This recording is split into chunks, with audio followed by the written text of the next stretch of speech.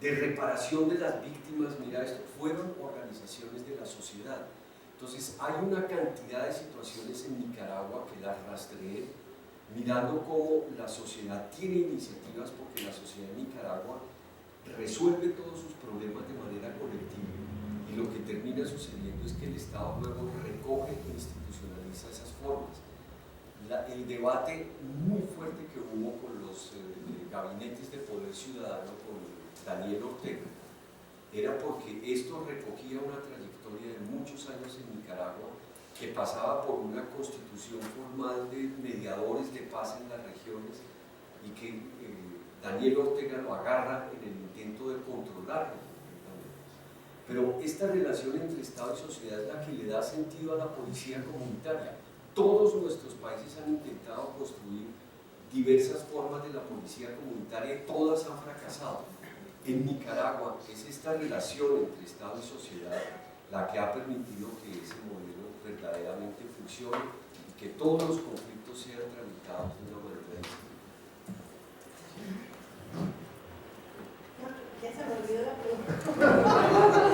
Yo voy a volver a mi presentación original, rompiendo el esquema que hemos planteado. Bueno, lo que yo tenía planteado para ustedes es justamente cómo esta crónica de nuestro país de 2000 a este momento, el quiebre es justamente el operativo militar que establece Calderón con el programa Michoacán, en donde saca todas las fuerzas armadas a campo, digamos, y empiezan la detención, captación de cárteles, etcétera, jefes de cárteles, y lo que pasa es una reacción, ¿no? Hay una reconfiguración y entonces empieza a hacerse este problema, pero también hay una fragmentación, y esa fragmentación no debilitó a los cárteles, sino que multiplicó el grupo de gente actuando, ¿no? Es el caso que tenemos, por ejemplo, en Guerrero, en donde actúan más de 15 grupos de narcotraficantes que empezaron siendo subcontratados, pero después presentaron su propia autonomía, o lo que pasó para el caso de Matamoros, de Tamaulipas, la guerra entre los cárteles más fuertes, que fue el Zetas, que era realmente un grupo armado para apoyar al grupo del Golfo, y después se vuelve autónomo, ¿no? Entonces, ¿qué es lo que encontramos como en ese contexto?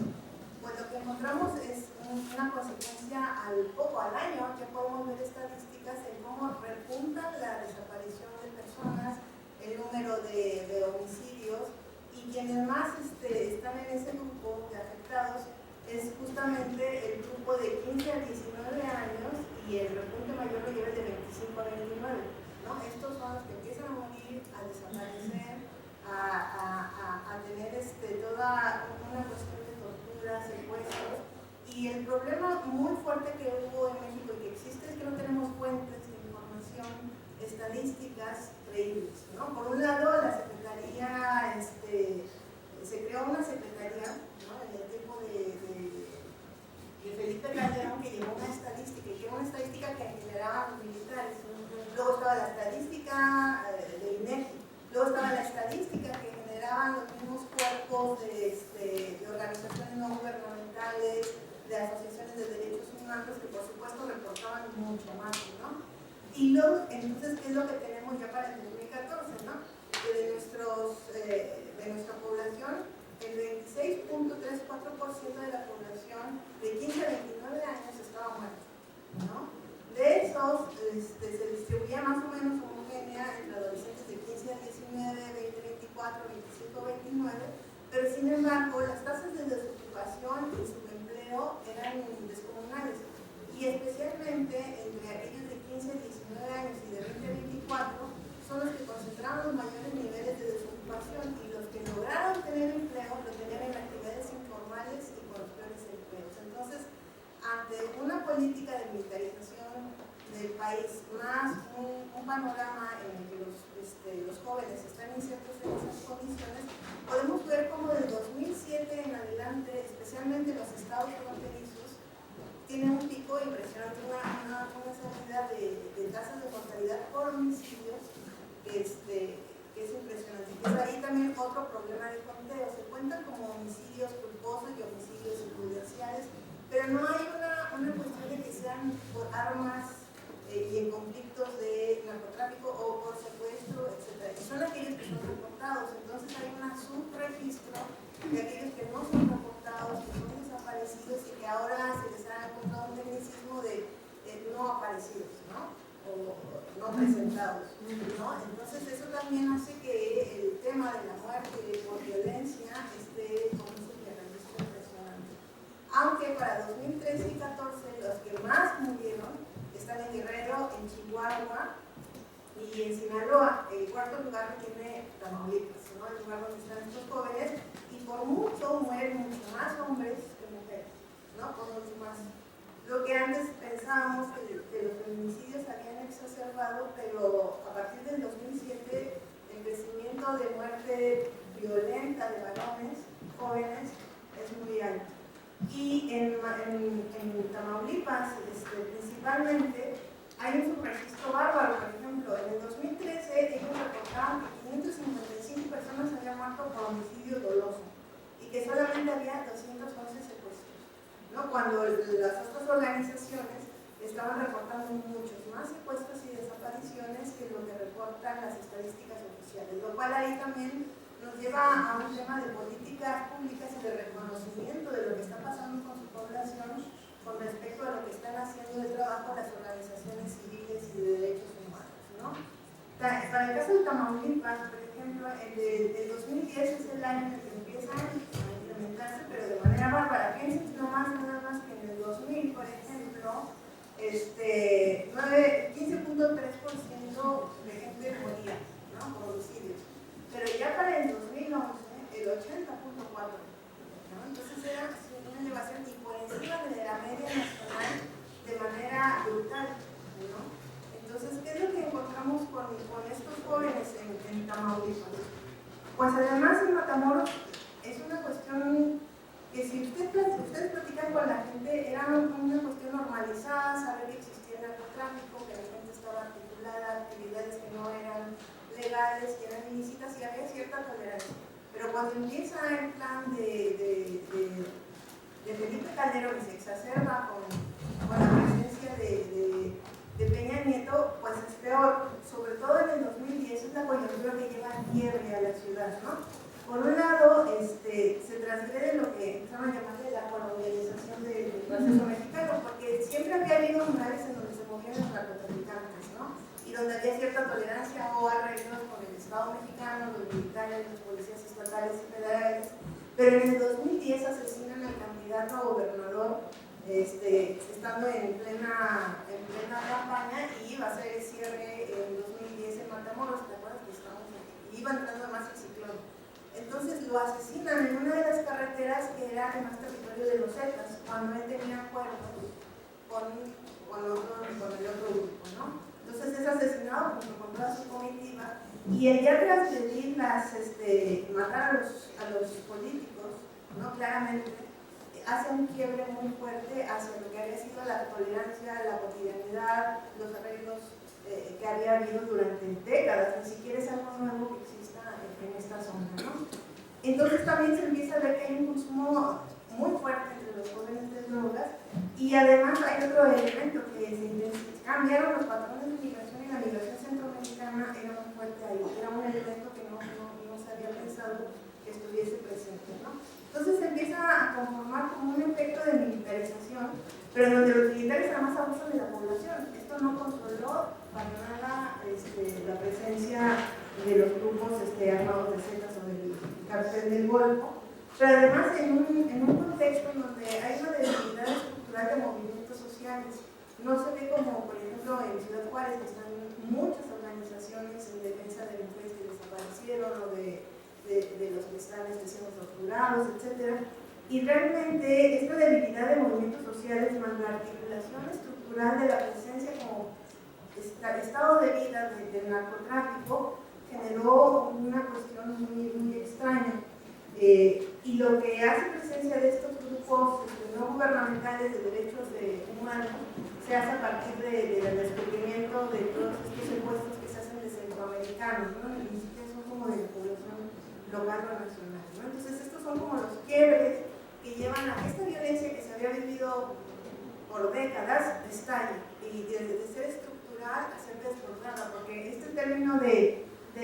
veces desbordada decía, bueno, si se desbordaron, ¿qué los contenía? ¿Y hacia dónde se desbordaron? ¿Y a quiénes afectaron? ¿No?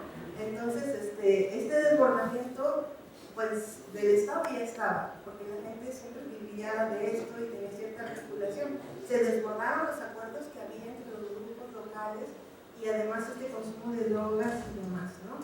Pero también esta falta de acción ciudadana, que no se puede atribuir al miedo totalmente, sino a una práctica de política mucho más cercana al PRI, muy jerárquica y estructurada hacia la presencia de la máquina, ¿no? Los sindicatos son los que más mueven ahí, los sindicatos también han llevado muy mal, ¿no? Entonces, y además porque la población empezó a apoyar a sus jóvenes contra los militares, contra la policía local, y porque además para muchos era forma de vida, ¿no? Entonces, esta protección de sus jóvenes contra las instituciones que además no estaban actuando en su protección, pues generó una cosa muy, muy extraña, ¿no?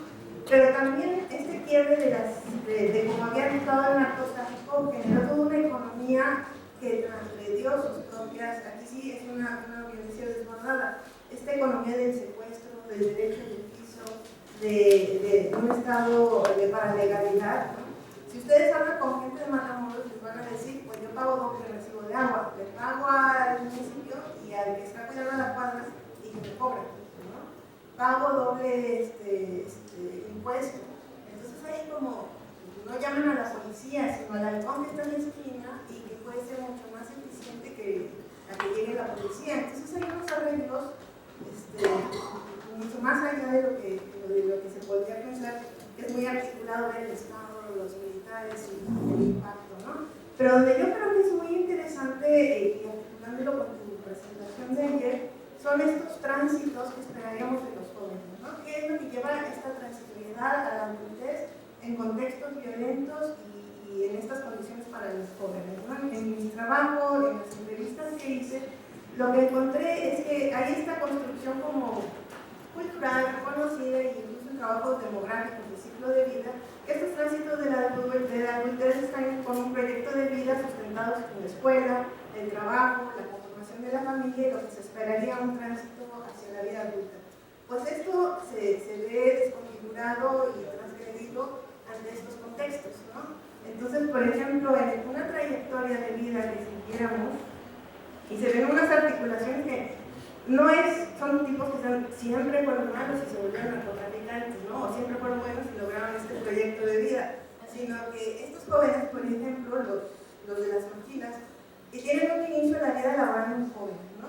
Y me dicen con esta cuestión de yo ayudo a la familia y no tengo ninguna remuneración, pero trabajo más de 8 horas, ¿no? Entonces muchos jovencitos habían trabajado desde los 6 años, ayudando en los ranchos, ayudando como meseros, en el trabajo doméstico con sus mamás, etc. Ya cuando logran entrar al mercado laboral, pues no hay mucho donde entrar en Matamoros, entras a los servicios o entras a la maquila, ¿no? Y entran pues relativamente jóvenes, son ocupaciones precarias o en la informalidad, pero ya tienen una secuencia de desventajas educativas porque abandonaron la escuela, ¿no? Porque sus trabajos anteriores no les permiten tener mayores conocimientos o capacidades y demás, lo cual les trae una movilidad social y tienen todo una acumulación de elementos de inseguridad, miedo y deterioro en la calidad de vida, ¿no? Ese es el término normal, pero si vemos una trayectoria, digamos, que yo no sé cómo sería la trayectoria truncada o de jóvenes precoces, ¿no? Porque muchos de ellos mueren a los 21, 18 y tienen que vivir intensamente lo anterior, ¿no? Entonces, ¿cómo los llamaríamos? Entonces, este es un joven que nació en 1990, nace en Tamaulipas, su familia luego se pasa a Matamoros, su papá trabajaba como camionero en Estados Unidos y tenía la green card, ¿no? La mamá se encargaba de los niños, pero el papá pierde el trabajo y toda la familia viene para abajo, ¿no? Y entonces él empieza a los 8 años a tener chicharrones, ¿no?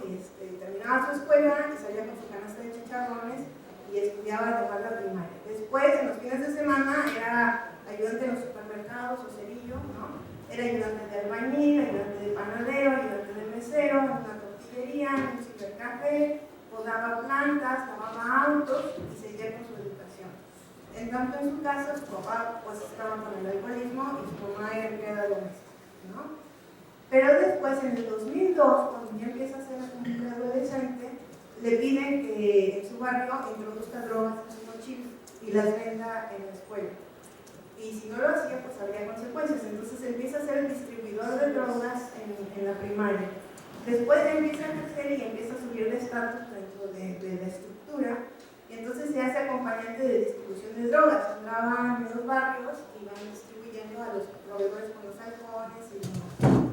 Después ya lo invitaron a los jales, ¿no? Es decir, a hacer actividades mayores, a traer, empaquetar, llevar, demás. Y después ya es vigilante o halcón, ¿no? Pero que además hacía actividades de correo, cobrador o extorsionador, ¿no? Él dice que, bueno, mantenía una cierta ética porque nunca secuestró, torturó, solamente esta era su estructura de acción, ¿no? Al final, él ya no puede, pero esto dura del 2002 al 2007 y decide salirse y dice, bueno, aunque trabaje poco, trabaja en una maquiladora. Claro que nunca puede salirse de esa estructura totalmente porque su barrio está invadido, porque sus hermanos ya le entraron al jale y porque ya es demasiado conocido, ¿no? Aún pues tiene que truncar su educación y ahora combina trabajo de máquina, que yo les he hecho que mete droga en la máquina, y es empleado de servicios. Y pues ahí empieza una alta exposición además a subir en la estructura que implica mayor vulnerabilidad y mayor riesgo. Entonces todas estas prácticas de riesgo, truncar su proyecto educativo y la acumulación de trabajo que digamos con estos eventos, ¿qué es lo que estamos viendo como tránsito a la adultez? ¿De qué adultos estamos hablando? ¿De qué jóvenes estamos hablando? ¿Hasta dónde fue joven y niño? ¿Y cuándo dejó de tener esa construcción? ¿No? Entonces, cuando yo platicaba con él, además sobre qué pasaba con la vida cotidiana, ahí salía la cuestión de las masculinidades y los cuerpos, ¿no? Si yo valgo más por mi cuerpo que por otra cosa, mi cuerpo lo puedo intercambiar y salía mucho lo que tú contabas ayer, ¿no? Lo de los jovencitos que hacen este intercambio de cuerpos por la droga, ¿no? Los que ya están muy metidos, pero también su cuerpo era una forma de ser hombre, ¿no? Y tenía que pasar por muchos ritos de pasaje, de aceptar violencia, de saber cómo violentar a los otros, etc. Entonces este triángulo que se conoce, ¿no? Del triángulo de la violencia, en donde hay un actor, una víctima y un victimario, era muy difícil de decir, bueno, este hombre es víctima, fue victimario, es un actor. Cuando está vendiendo drogas se vuelve en el actor de la drogadicción, pero cuando está trabajando en la maquila es víctima del capitalismo. Pero cuando es un actor que toma posición y decide no secuestrar y no torturar, solamente estar en el comercio del narco, es un actor de qué, ¿no? Entonces, es una cuestión de cómo se construyen estos jóvenes a partir de sus acciones, de lo que le ofrece el mercado laboral, digamos, pero también de cómo su cuerpo va haciendo memoria de todos esos tránsitos, ¿no? Él también tuvo que pasar por algún tipo de ritos de iniciación, como las paleadas o cierto tipo de tortura. Él también tuvo que participar a lo mejor en hechos colectivos, ¿no? Y entonces me decía, pues mi cuerpo es eso, ¿no? Es si yo le fallo a estos, puedo hacer como un mensaje, ¿no? Si aparezco con tal tipo de tortura, habrá sido que me robé la droga. Si aparezco con otro tipo de tortura, será porque no le di al jale. Entonces sus cuerpos se vuelven en exportación de mensajes, en elemento de tortura, en elemento de cambios, pero que no solamente está en este circuito, sino también en el trabajo de la máquina. Son trabajos disciplinados en donde tu cuerpo tiene cierto tipo de movimientos, se espera que trabajes de tal forma, que portes un símbolo a partir de los uniformes, etc. Entonces todos estos cuerpos disciplinados que son elementos de cambio y elementos de configuración son muy interesantes. Entonces cuando hablamos de estos jóvenes que son por naturaleza transgresores, que pueden transmitir cosas, etc., yo pienso en estos jóvenes que no tuvieron la oportunidad de ser jóvenes, que están en otro circuito y que tienen un tránsito a la adultez muy precoz y no tienen una esperanza de futuro, ya sea ni en el capitalismo, digamos, con un proyecto a la adultez, con familia y trabajo estable, o dentro de esta estructura la condición de riesgo es altísima. Entonces, ¿de qué jóvenes estamos hablando? ¿De qué tránsitos a la adultez son posibles para estos jóvenes? ¿Y cuáles son sus monedas de cambio y elementos posibles de transgresión?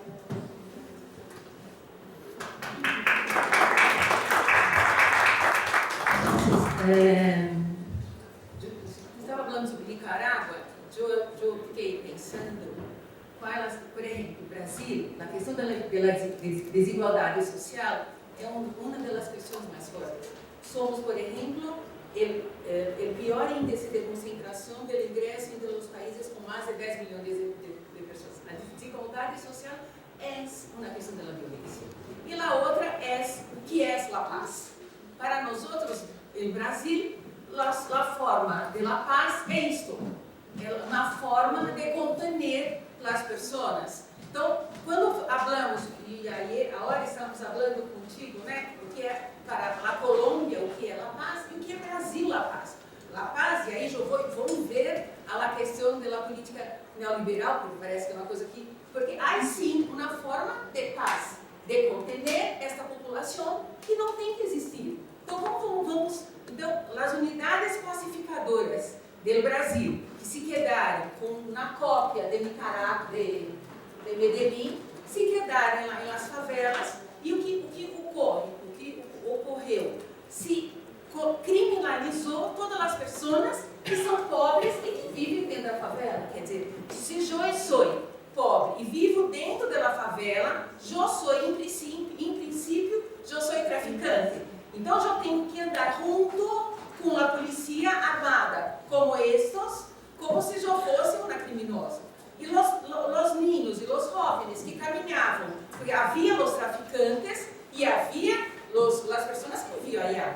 Quantas pessoas? 2% da população, no máximo, são traficantes, os outros são trabalhadores que vivem allá. E o que ocorre? Há uma política de criminalização de todas as pessoas. Então, todos os jovens, a partir da UPP, que é a Unidade Pacificadora, que saem na calle às 10 da noite, às 8 da noite, são, como se fala? São revistados como se fossem, em princípio, traficantes. Compreende? Então, eu hice há um tempo um estudo que, porque a questão da violência dos jovens são também uma resposta frente à crueldade que eles vivem.